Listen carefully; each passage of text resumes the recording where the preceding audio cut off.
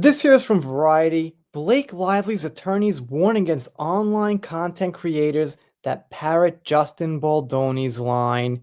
We've seen this before.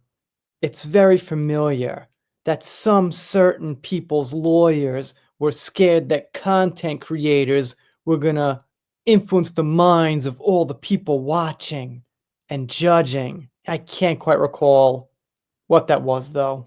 All right, let's see what we got. The battle between It Ends With Us co-stars Blake Lively and Justin Baldoni revolves around questions of harassment, consent, celebrity, and the rules of warfare over one's public image. Little surprise then that it's become chum for online content creators. And as bad as it's gotten, it could get worse. I don't seem to remember Justin's side saying anything like this. And yeah, we know what I'm talking about. I don't remember Johnny's side saying anything like this. It seems like the person that's got something to hide has to blame the online creators and the bots and whatever else it is. Except, well, the situation they got themselves into. That's why, at the outset of litigation, Lively has asked a judge to keep certain information confidential and away from the armchair legal commentators of TikTok and YouTube. Did I say TikTok? TikTok and YouTube. Lively suing Baldoni for not safe for work harassment and retaliation, while Baldoni and his Wayfarer Studios allies are suing her and her husband, Ryan Reynolds, for defamation. Thank you, Variety. You got the basics down. Last week, Lively sought a protective order to maintain the privacy of financial data, health records, and other personal information, some of which involves other high-profile individuals who probably don't want that information out either and wouldn't appreciate Blake mentioning it. Could it be Taylor Swift, maybe? Baldoni's lawyers responded Tuesday saying they would agree to a standard protective order, but not to the heightened layer of secrecy demanded by Lively's side. In the process, they alluded to Lively's tarnished image and took a swipe at Reynolds, saying it was inappropriate for him to make a joke about the situation at the SNL 50th anniversary special, and yes, I can agree. In their own response on Tuesday afternoon, Lively's lawyers argued that Baldoni's response shows exactly why a protective order is needed. Here we go, probably about the content creators.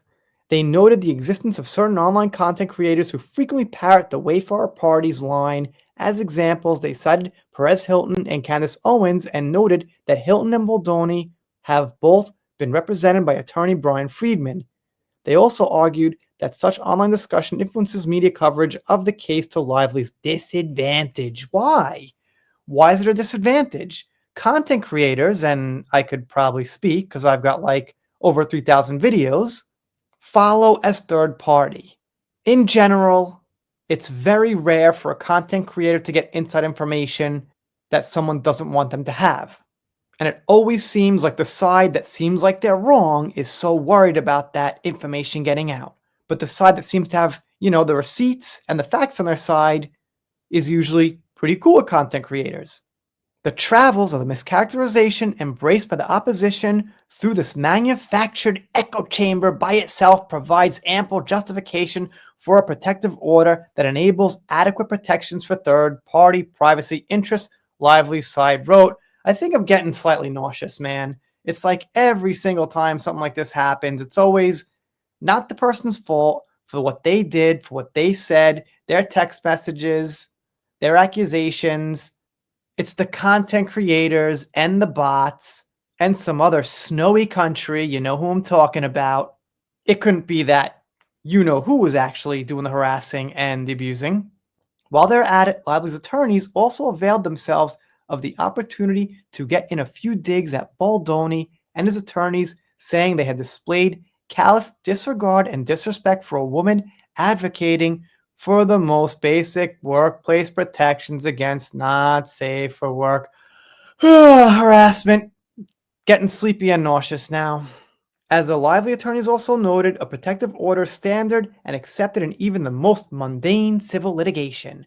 The two sides are also at odds over the proper scope of Lively subpoenas to phone carriers. Both sides have alleged that they and their allies have received violent threats as a result of the litigation. Yeah, probably. So that's basically it. Just to note, Variety pretty much took Amber's side the whole time during Virginia during UK and things like that. But it seems here maybe a little bit more balanced, but not quite, because they're kind of featuring this and saying that online creators are gonna probably influence the case. I mean, that would probably be the underlining implication here, because what else would it mean? What else would be important? Well, I guess affecting sales, but all right, you know, seems like they're leaning towards lively. Anyway, doing pop culture, entertainment, things like that.